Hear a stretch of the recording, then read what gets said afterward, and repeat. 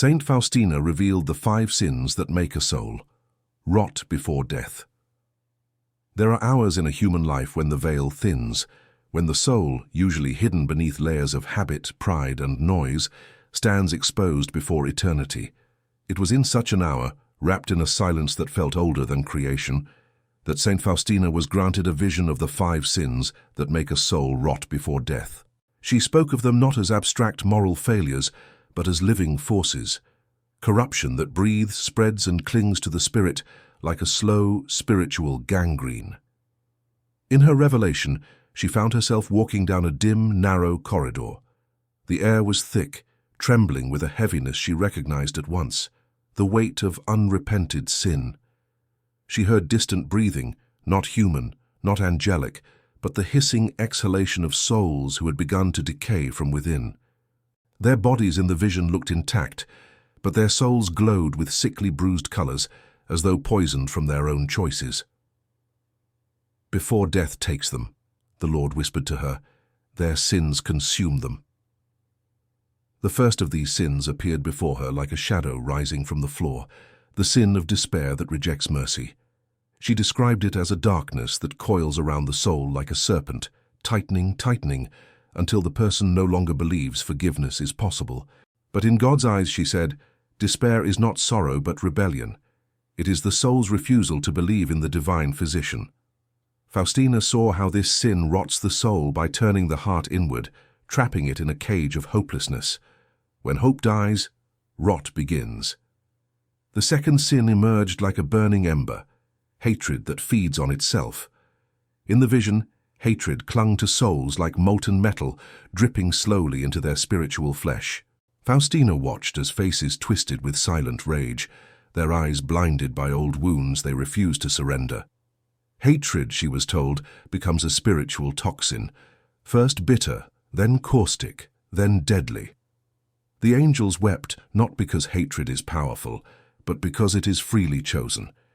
Yet even as she walked among these spiritual ruins, a warm light pulsed behind her, Christ's mercy, steady and patient, refusing abandonment. The Lord showed her that no rot is irreversible, while breath still fills the lungs. Every decayed soul she saw was still loved, still called, still pursued. And so her message in this first part was both warning and invitation. The soul begins to rot when it stops fighting, when it refuses mercy, when it entertains hatred, when it surrenders to shadows instead of crying out to the God who waits for even the faintest whisper. She concluded her written reflection with a plea: do not wait for the final hour to seek healing. Rot begins long before death, but so does redemption. When Saint Faustina was drawn deeper into the corridor of souls, the air grew colder, not with the chill of death, but with the strange numbness of a heart that no longer feels truth. In this place, she was shown the third sin that makes a soul rot before death, the sin of proud self-illusion, the refusal to see oneself as God sees.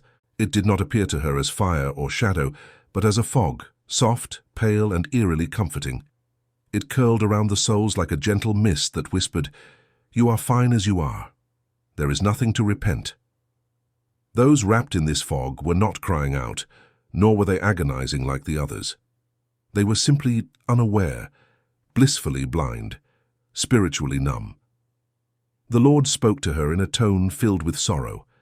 The greatest danger is not a soul that sins, but a soul that does not see its sin. Faustina watched as the fog seeped into the hearts of men and women who still walked the earth, individuals who believed their lives were morally intact. Their external actions looked polished, even respectable, yet their souls were slowly being devoured from within by a silent rot, the rot of self-deception. She saw how this illusion begins small, a justified lie, a tolerated grudge, a hidden lust, a quiet vanity. And then, little by little, the soul stops listening to the delicate prompting of grace. It stops confessing, stops examining, stops questioning its path. In the vision, this fog thickened around their heads first, around the faculty that should discern truth. Then it descended to their hearts, making them comfortably numb. Finally, it wrapped around their wills until movement toward God became nearly impossible without a violent intervention of grace. Faustina trembled at the sight. She realized that souls trapped in this fog rarely fear judgment because they no longer recognize the danger. To them, the spiritual rot feels like peace. This, she was told, is the most insidious corruption. And yet, she also saw how quickly this fog can be shattered. A single moment of humility, a single act of contrition, a single whisper, "Lord, show me my soul," and the mist recoiled like darkness before the dawn. The angels rejoiced when even one person dared to face the truth of themselves, for this courage is itself a miracle of grace.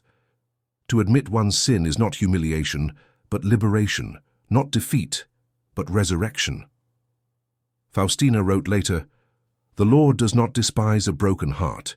He despises only the heart that refuses to break." This third sin, she insisted, is the quiet path to spiritual death, but also the easiest to reverse, if only the soul dares to ask for light. Saint Faustina stepped from the fog into a darker chamber, one that seemed carved from silence itself. Here the Lord revealed to her the fourth sin that makes a soul rot before death, the sin of willful neglect of grace. Not rebellion, not hatred, not dramatic transgression, simply refusal.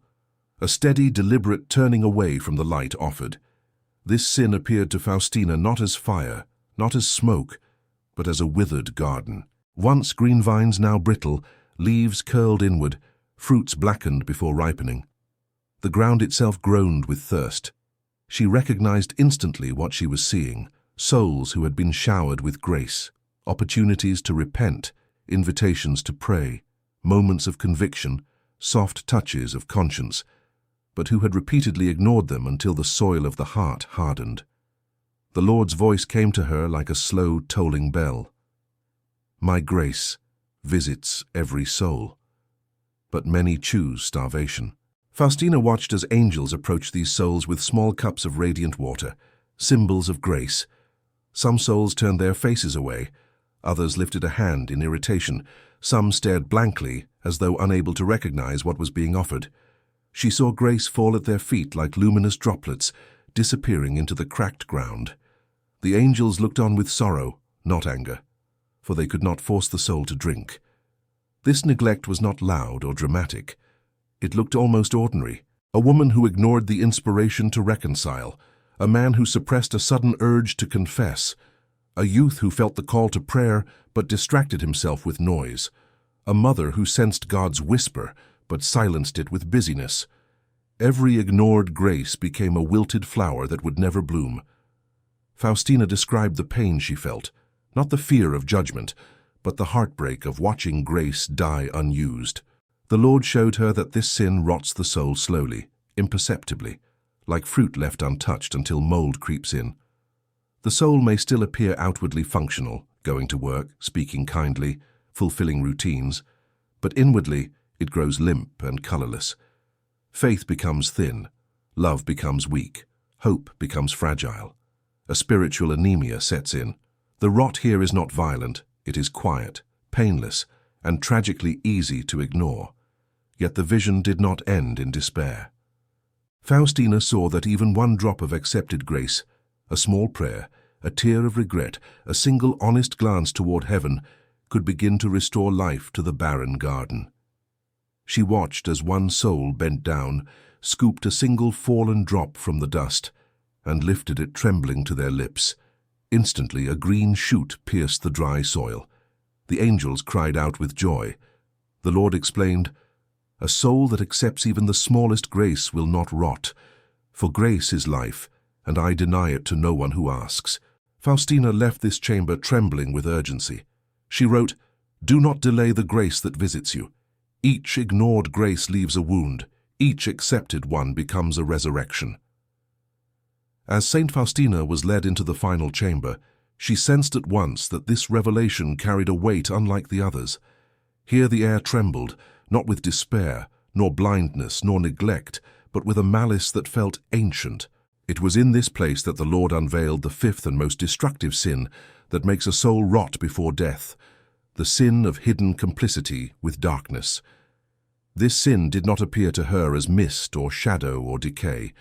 It appeared as a doorway, plain, wooden, unremarkable. Yet from beneath its threshold slid thin tendrils of black smoke, curling like fingers hungry to seize a soul. Faustina watched as some souls approached the door with hesitation, others with curiosity, others with an unmistakable hunger for what lay beyond. These souls were not yet damned. No demon dragged them. They walked of their own accord. The rot began at the moment they chose to listen. For this sin, the Lord told her, begins not with action but with consent, a quiet interior agreement with a lie, a bitterness, a fantasy, a temptation, a whisper accepted, a darkness welcomed. The tiniest yes to sin, when cherished instead of rejected, becomes a pact with the enemy of the soul. Faustina saw the demons behind the door, small, quick, serpent-like creatures, feeding on these whispered agreements. They did not attack, they negotiated. They offered excuses, reassurances, comforts. No one will know this harm is small. This pleasure is harmless. God will forgive later. And each time a soul nodded inwardly, even slightly, the demons placed a small shard of darkness upon the heart. One shard caused the heart to lose sensitivity. Another dulled the conscience. Another dimmed the fear of judgment. Another weakened the ability to pray. Each shard was light as ash, but when many accumulated, they formed a heavy chain, a chain the soul would later mistake for its own nature. Faustina trembled as she realized the soul does not rot because demons enter. It rots because it invites them. She saw men and women on earth making small choices that opened the door a sliver at a time, indulging a grudge, caressing a secret sin, feeding a dark curiosity, protecting a vice, toying with occult ideas, savoring revenge in the imagination. The demons entered not with force, but with permission. Yet the Lord's mercy shone fiercely even here. Faustina saw a soul who suddenly cried out, "Lord, I am losing myself, save me!" And in an instant the wooden door splintered, the tendrils retracted, and the accumulated shards on the heart shattered like thin glass. The angels rushed forward, covering the soul with light so bright it seemed to burn away every trace of corruption. Then Christ spoke to her with a voice that shook the chamber. "No soul rots when it clings to me, but many cling to darkness first, and only reach for me when the chains grow tight.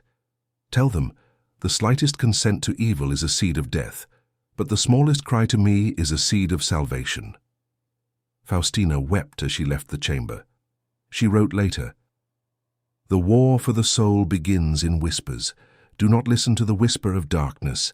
Listen only to the whisper of God." Saint Faustina was taken from the chamber of the 5 sins into a vast, silent valley. It was neither darkness nor light, neither judgment nor peace. It was a place of revelation, the spiritual landscape of a soul that had allowed rot to take root. Here, the Lord wished her to understand the consequence of the 5 corruptions and the cure that can still save even the most decayed spirit before death. In the valley, she saw countless figures wandering slowly, their movements heavy, as though burdened by invisible weights. They were not condemned, they were not lost. They were simply diminished, bearing the marks of the decay they once welcomed. Each soul glowed with a faint, flickering light, proof that life remained, though weakened. Grace had not abandoned them. It hovered above them like soft embers waiting for breath. The Lord stood beside her, not in majesty, but in a quiet sorrow. "This," he said, "is what becomes of a soul that entertains rot. Not sudden death, but slow fading. A dimming that begins long before the body's final breath." Faustina understood then that spiritual rot is not God's punishment, but sin's natural consequence. Despair drains hope. Hatred twists love. Pride blinds the eyes. Neglect dries the heart. Complicity invites darkness. And the soul, created for divine fire, begins to function on embers. In the valley she saw how these souls suffered not from torment, but from distance. The rot had made them less capable of receiving the warmth of grace. She felt their longing, like hands reaching through fog. The most terrifying thing was not God's anger. It was the soul's weakened ability to feel him.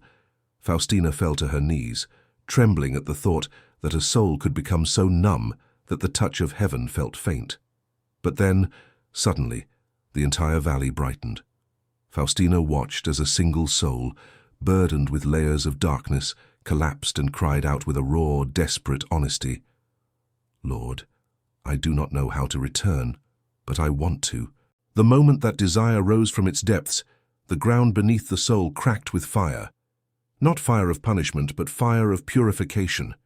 Flames of mercy licked around the soul, burning away despair, hatred, pride, neglect, and all hidden complicity. The soul screamed, not in agony, but in the shock of being restored. Faustina saw how the flames burned only what was dead and rotten. They did not touch what was alive and good. And when the fire died down, the soul stood radiant, trembling with new strength. Christ spoke again, and his voice carried the tenderness of a father and the authority of a judge. This is the cure for rot, the fire of contrition, the flame of truth, the light of surrender. When a soul desires me more than it fears my cleansing, I make it new. Faustina understood that the consequence of rot is not damnation, not yet, but a weakening that may lead there if ignored. And the cure is not self-improvement or discipline, but the soul's naked cry for mercy, which invites the purifying fire of divine love. She wrote at the end of this vision, "A soul does not die from rot, it dies from refusing the cure, and the cure is painful only to what should not live within us." After witnessing the valley of diminished souls, Saint Faustina was taken to a place where time itself seemed to tremble, a realm poised between earth and eternity. Here the Lord showed her the final hours of a soul that has begun to rot, and the unseen warfare that unfolds when death approaches. She would later write that nothing in her earthly life compared to the terror and beauty of what she saw here.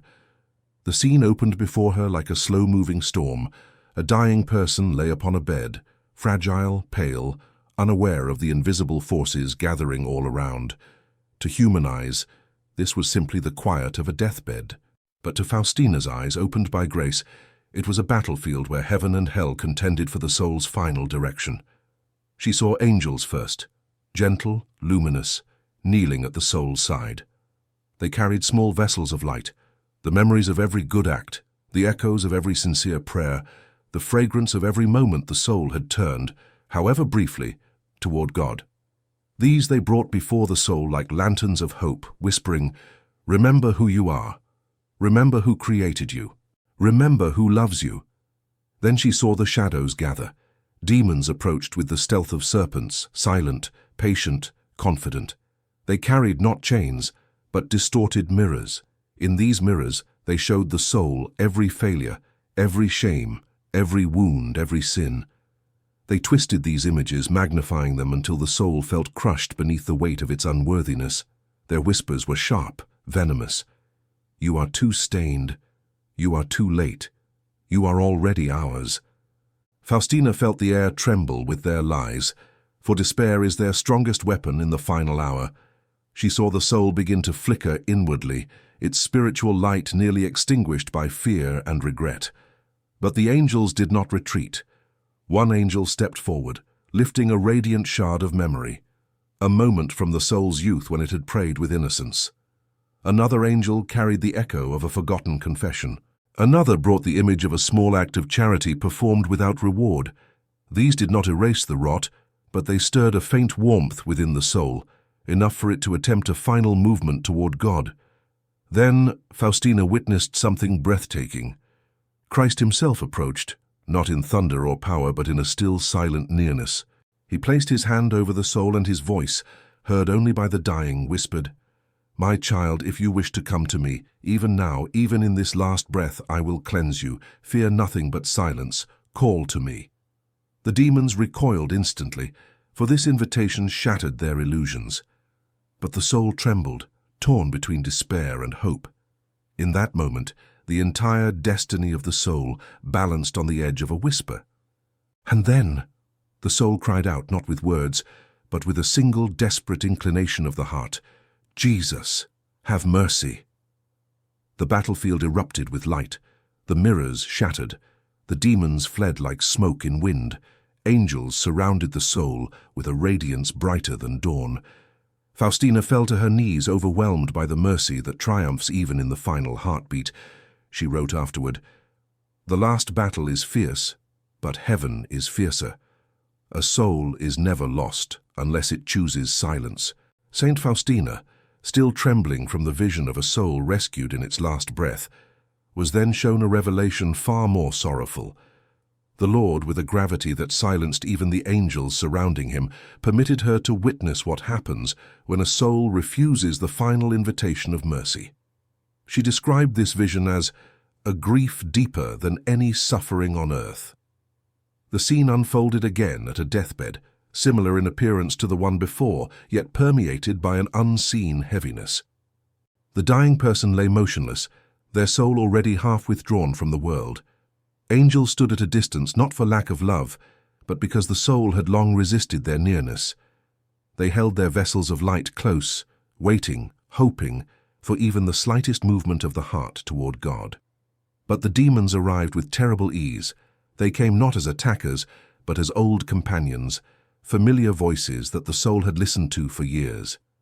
They carried the same distorted mirrors, but this time they did not need to force them upon the soul. The soul reached for them willingly, drawn to the reflections that justified its bitterness, its pride, its resignation.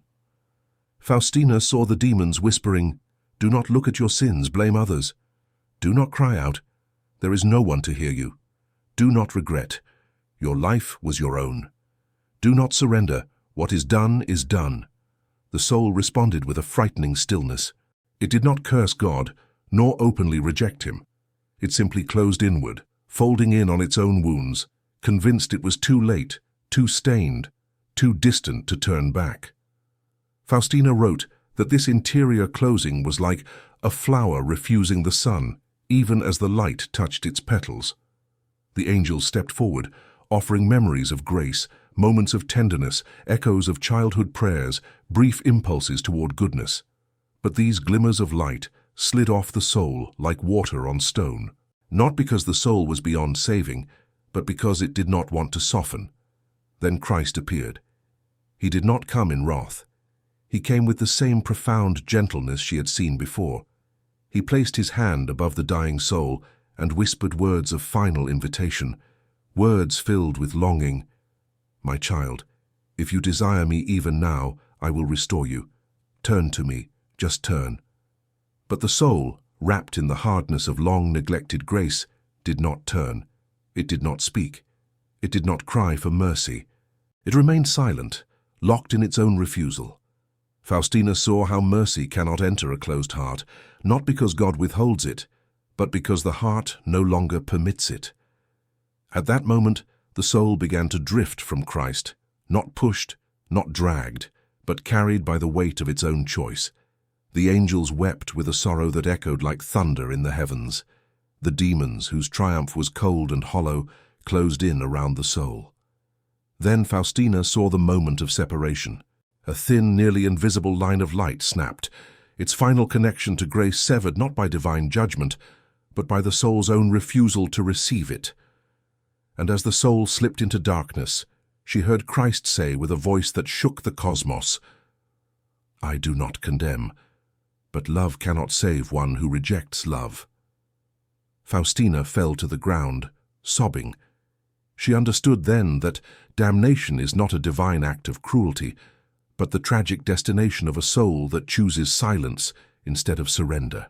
She wrote, "The gates of hell are locked from the inside by the soul that will not open to mercy." After witnessing the terrible sorrow of a soul that refused the final mercy, Saint Faustina begged the Lord to show her the opposite mystery, the destiny of a soul that accepted his invitation even weakly, even imperfectly, even in its final trembling moments. And the Lord, in his tenderness, granted her this vision so that no heart would despair of salvation. She found herself standing in a radiant expanse, not yet heaven, not earth, but the place where a soul stands alone before truth. The redeemed soul appeared before her, clothed not in glory, but in a soft, flickering light. It was fragile, wounded, bearing the scars of its earthly sins, and yet it glowed with something unmistakable, the imprint of mercy. The Lord approached with a majesty that made the air vibrate. His presence was not like light, but like the source of light, not like fire, but like the fire that kindles all fires.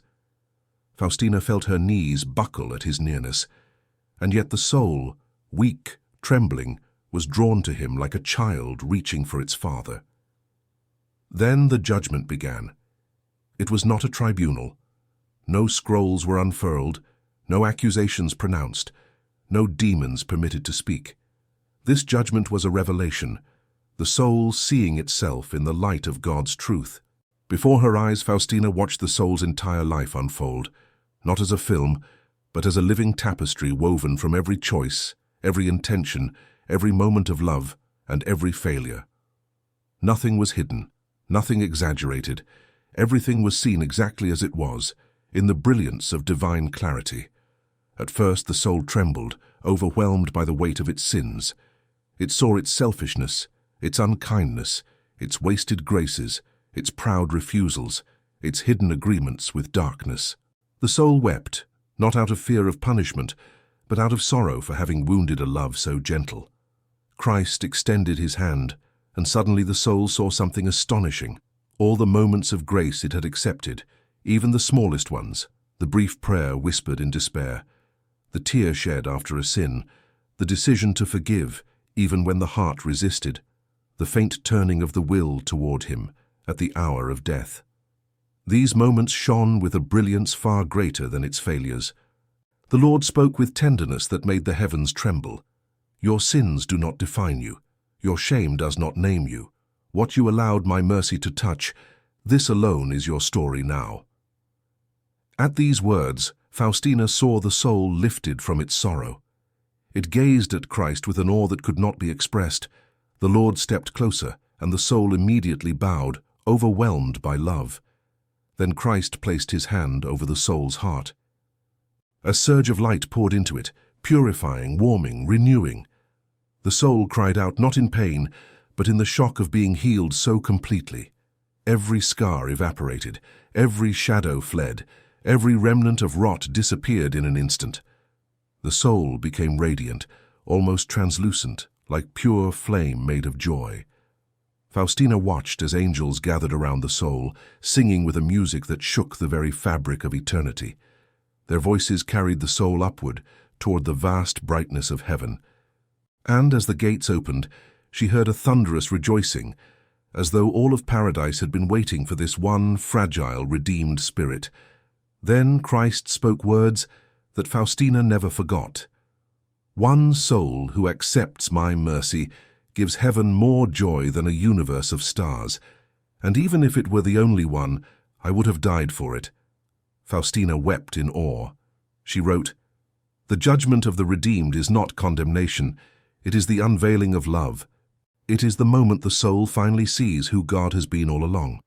After witnessing the radiant judgment of a redeemed soul, Saint Faustina's spirit was carried into a realm she described as the threshold of eternal joy, where love burns more fiercely than any earthly flame. It was here that the Lord revealed to her the mystery of the purifying fire, the fire that prepares a soul for heaven when the remnants of earthly weakness still cling to it. Faustina found herself standing before a great expanse of shimmering light.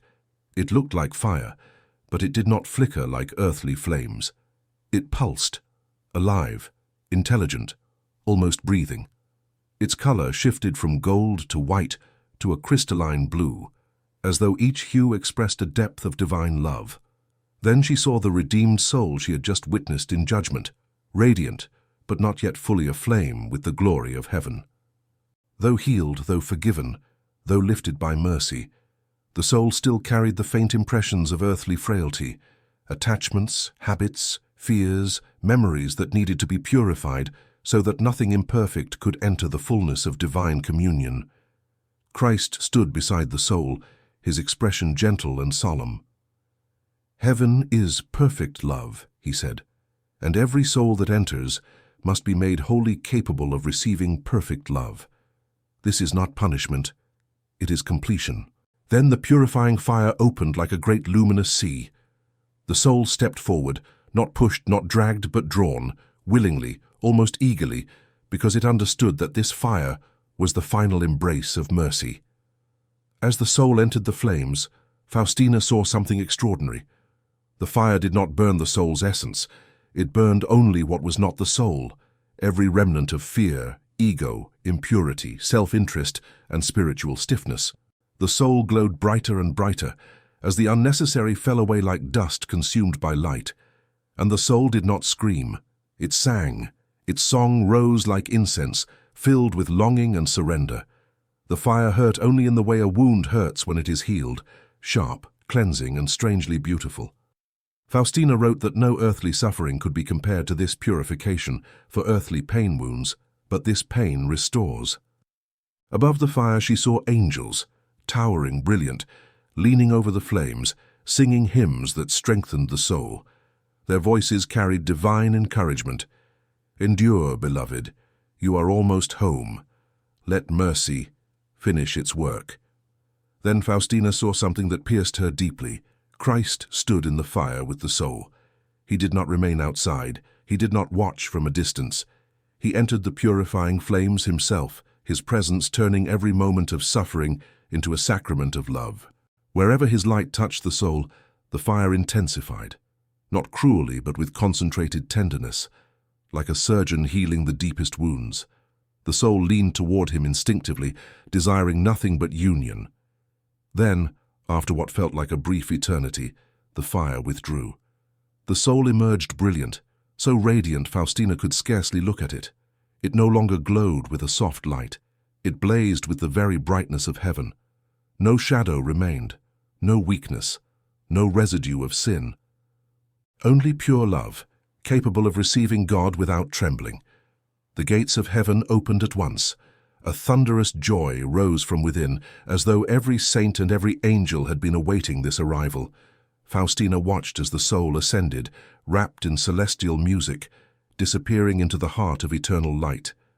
Christ turned to Faustina and said, "This fire is my mercy in its most tender form. What sin has wounded, I restore. What fear has twisted, I straighten. What weakness has dimmed, I illuminate. Tell souls, blessed is the one who submits to my purifying love." Faustina wrote, "The purifying fire is not God's anger. It is his final kiss before heaven."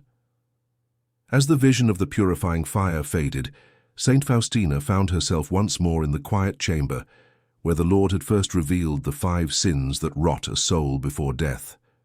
But now, the atmosphere had changed. The air shimmered with a solemn radiance, as though eternity itself leaned closer to listen. Christ stood before her, not in judgment, not in sorrow, but in a profound majesty that carried both thunder and tenderness. Faustina understood instantly that everything she had seen, the rot, the sins, the battles, the judgments, the fire, was leading to this final revelation. The Lord wished to entrust her with a message for the whole world, a message he desired every soul to hear before its final hour. His voice filled the space like a river of living light. "My child, all these visions you have witnessed serve one purpose, that no soul may die in ignorance of my mercy, and no heart may fall into despair before meeting me." Then he revealed the truth that burned brighter than all the others. 1. No soul is beyond salvation while it desires me. Faustina saw this truth written across the heavens. Even the most rotten, the most wounded, the most entangled in darkness can be lifted with a single movement of the heart toward God. One cry, Christ said, one longing, one tear, this is enough to summon all of heaven. 2. The greatest danger is not sin but silence, not hatred, not despair, not pride, but the refusal to call out to God. The soul that will not speak, will not turn, will not stretch even the smallest finger toward mercy. This is the soul that drifts into eternal night. 3. Every soul dies as it lives, moving toward God or moving away. Christ showed Faustina that death does not change the direction of the soul, it only reveals it. A soul walking toward God, even limping, even crawling, is lifted. A soul turning inward, refusing love, refuses heaven itself. 4. Divine mercy pursues every soul until the final breath. Faustina saw angels rushing to sinners who had ignored grace for decades. She saw Christ leaning over bedsides of souls who had cursed him, abandoned him, forgotten him. She saw mercy chase the running soul like a father chasing his lost child through the dark. 5. But mercy must be accepted even if weakly. This was the sorrow that pierced Faustina most deeply. Mercy can surround a soul, call to it, chase it, shine upon it. But it cannot force itself into a heart that refuses to open. Christ placed his hand over her heart, and she felt a fire that seemed to both cleanse and break her. Tell them, Faustina, that I am not the God they fear. I am the God who waits. I am the God who knocks. I am the God who descends into their darkness to lift them into light. But they must let me. Then she saw something overwhelming. A vast multitude of souls, countless as stars, being drawn toward heaven by the faintest movements of repentance. Souls who had carried rot for years. Souls who had lived in sin. Souls who had wasted grace. Souls who had turned at the very last moment, whispering only 2 words, Jesus, mercy. And all of heaven rejoiced for them like a mother who finds her child alive. Finally, Christ gave her the message meant for the entire world, the one she was commanded to write, to speak, to breathe. Before death comes, every soul must know this. There is no sin greater than my mercy. There is no rot I cannot restore. There is no darkness I cannot shatter, but the soul must call to me, teach them to call, teach them never to be silent in their final hour. Faustina fell before him, overwhelmed with love and dread and awe. Her final written words of the vision were these: Heaven is not for the perfect, it is for the penitent. Hell is not for the sinners, it is for the silent. The last breath is the door, and mercy waits at the threshold.